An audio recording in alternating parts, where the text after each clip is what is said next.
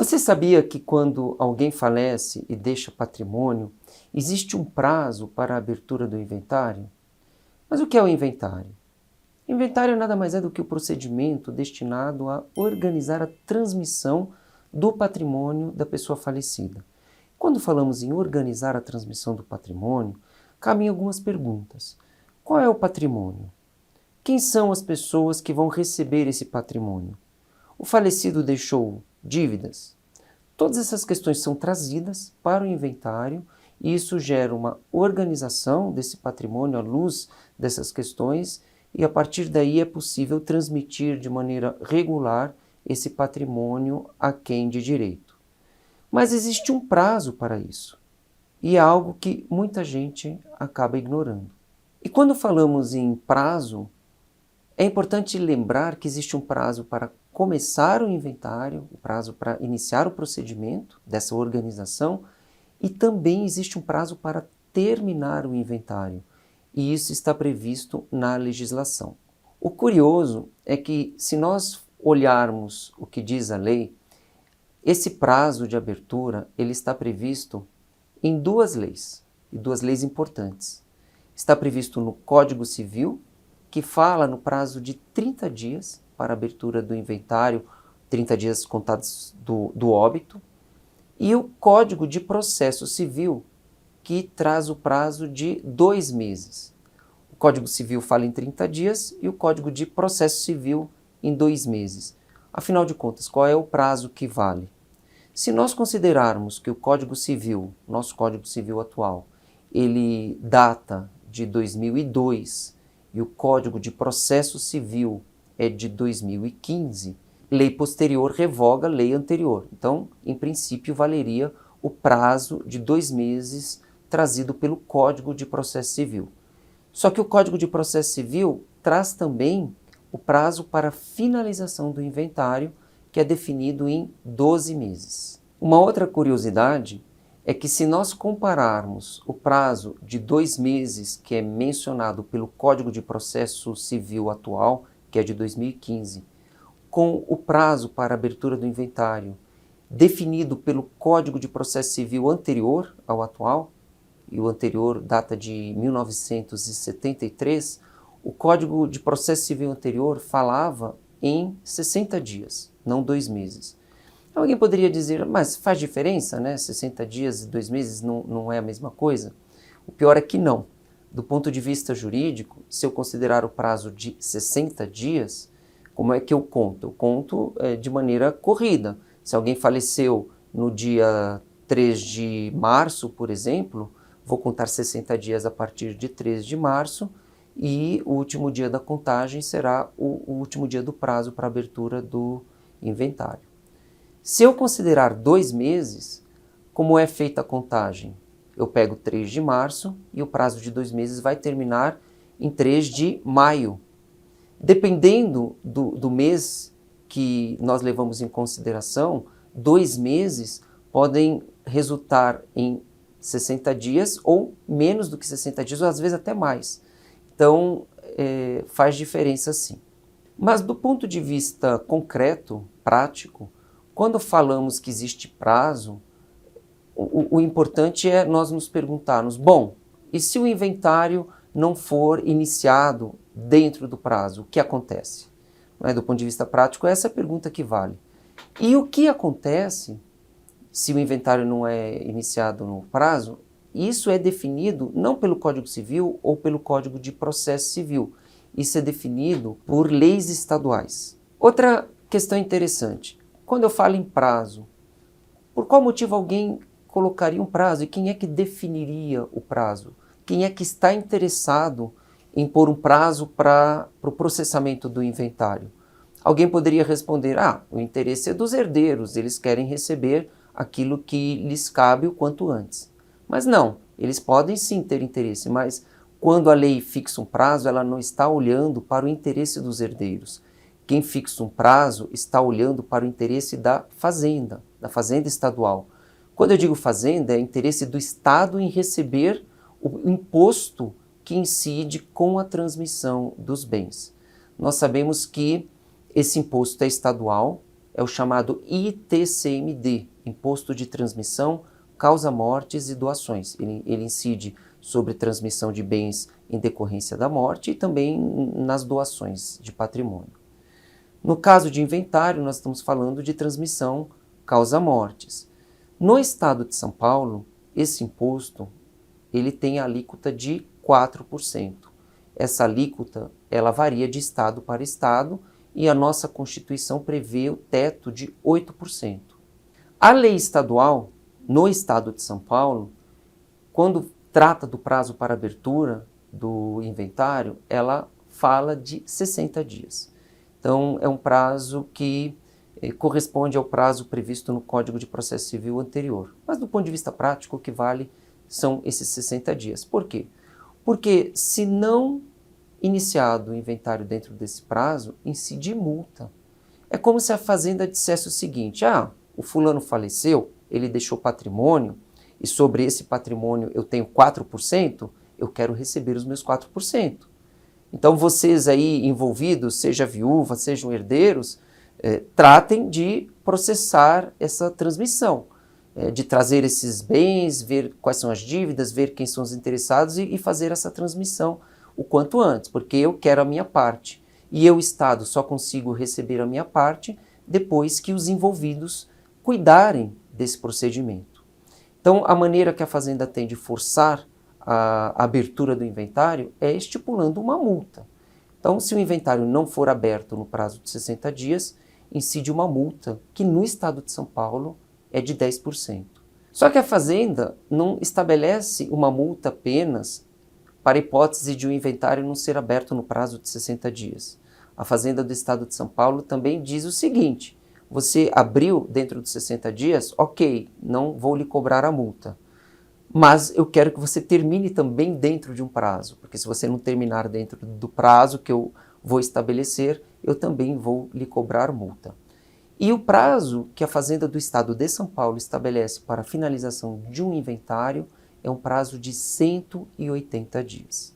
A multa que incide pelo atraso na abertura, ela é de 10%, mas a Fazenda eleva essa multa para 20% caso a demora vá além de 180 dias.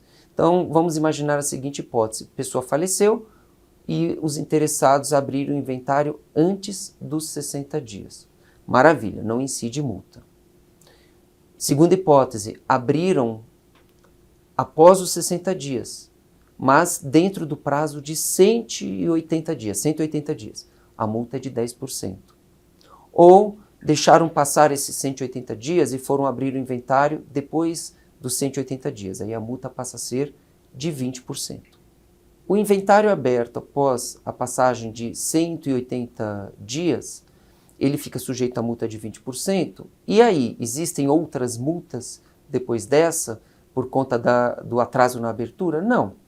Então, se passou um ano e eu não abri ainda, não tem problema, porque aí já incidiu a multa de 20% e eu não serei mais penalizado. Não, a Fazenda também pensou nisso. Além da multa, incidem juros e incide correção monetária. Então, a multa, ela encontra o teto de 20%, mas ela é somada, é agregada de juros e correção monetária.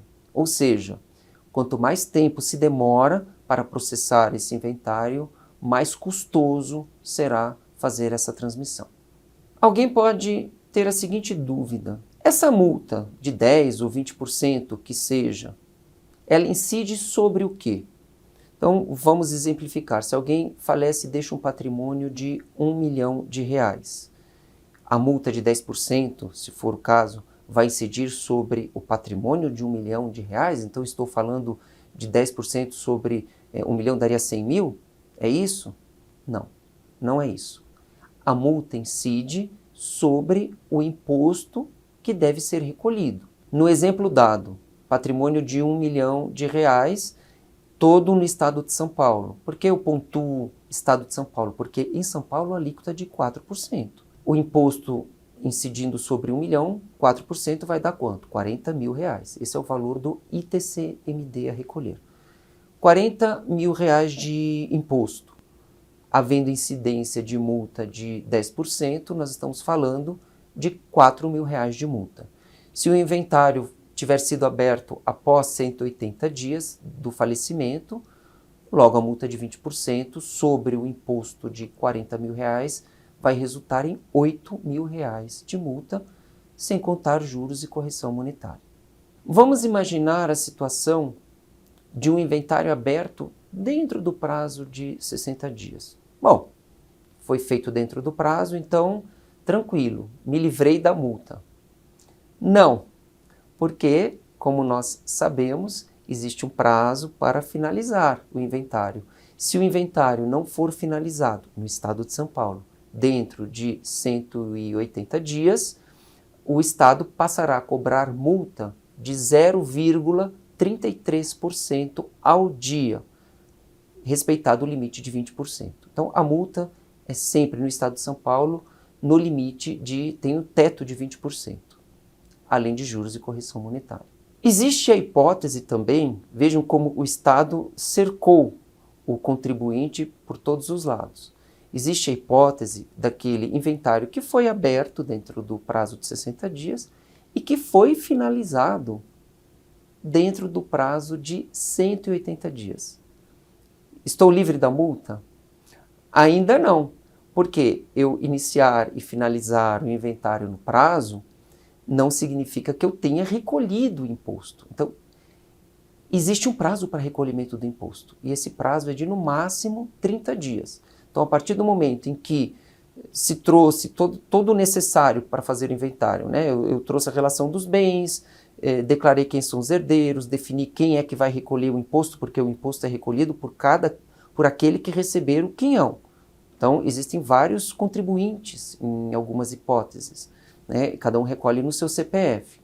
Existe um prazo para esse recolhimento.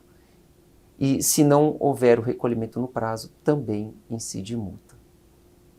Para não falarmos apenas dos aspectos negativos do prazo, a Fazenda do Estado de São Paulo também pensou numa forma de premiar aqueles que sejam eficientes na elaboração do inventário. E como é feita essa premiação?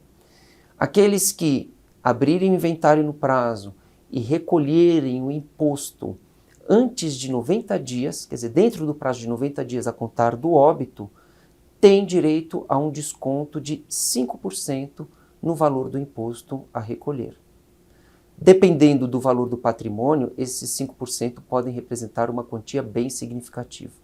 Portanto, é importante ficar atento e não perder essa oportunidade. Um detalhe que pode, muitas vezes, escapar é o seguinte: como o imposto de transmissão causa-mortes é estadual, não é tão raro o falecido, alguém que possua bastante patrimônio, possuir bens em estados diferentes. Então vamos supor que alguém faleça e deixe bens imóveis em São Paulo e bens imóveis em Minas Gerais, né? No estado de São Paulo, o prazo para iniciar o inventário é de 60 dias. No estado de Minas Gerais, se não me engano, é de 180 dias.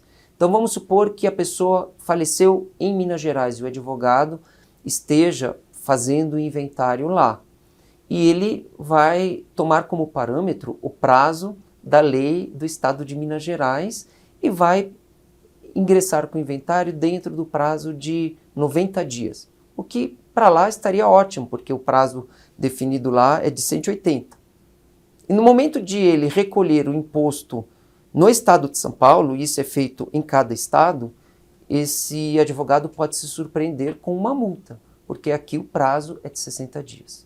Não importa onde o inventário esteja sendo processado, a Fazenda de cada estado definiu qual é o prazo dentro do qual ela exige que o processo seja aberto e o imposto recolhido. Então é preciso prestar atenção a isso. Pelo exemplo dado, que eu mencionei um patrimônio de R$ 1 milhão, de um inventário feito em São Paulo, né, mencionamos um imposto de R$ 40.000. É uma cifra bastante expressiva, sem considerar outras despesas, né, com advogado, registro, enfim. o custo pode chegar a 10% do valor do patrimônio a transmitir. Isso é muito impactante para o orçamento dos herdeiros. Por isso é fundamental, nós temos produzido muito conteúdo orientando as pessoas a respeito da importância do planejamento sucessório. Por fim, quero trazer uma questão que é importante também. Se o falecido, em vez de patrimônio, deixou dívidas, essa é uma dúvida muito comum. O meu pai faleceu, mas não deixou nada, mas tem uma dívida imensa, viveu endividado. Nós, como herdeiros, vamos ter que responder por essas dívidas? Esse é um tema muito especial que eu vou tratar num próximo vídeo. Muito obrigado pela sua audiência. Sou Antônio Calil, sócio do FRK Advogados e tenho mais de 25 anos de experiência na área do direito de família e sucessões. Se você gostou deste vídeo, não deixe de curti-lo e de nos seguir nas nossas redes sociais. Até o próximo.